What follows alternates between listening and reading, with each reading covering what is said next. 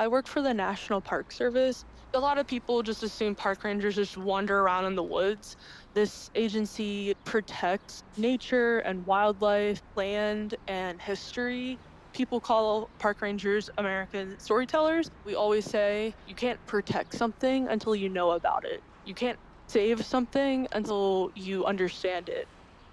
On February 14th, thousands of park rangers got illegally fired for literally no reason. These are people that got extensive background checks, that worked really hard to get into these positions, and thousands of people got fired out of nowhere.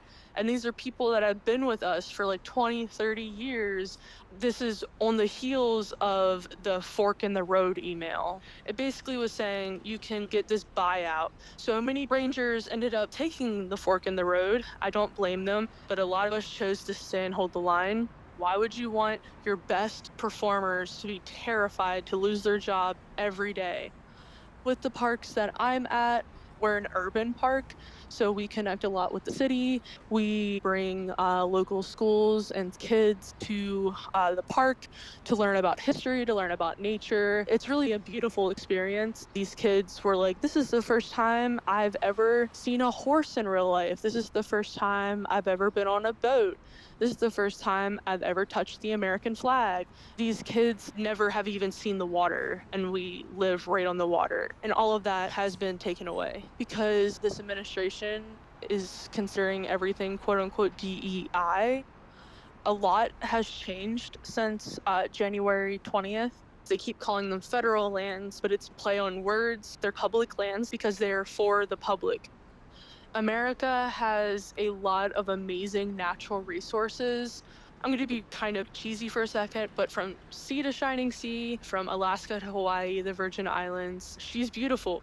People will be like, oh, I'm going to go to the beach, but a lot of beaches are protected by the National Park Service so that resorts don't build on them. Taxpayer dollars go to protecting these lands, and the federal government is trying to sell these lands off to the highest bidder, but we're not here to make a profit. We're here to serve the public. And Doug Burgum, he is the Secretary of the Interior. He said that some of the parks that were along the border are no longer national parks, technically. They are now under the military.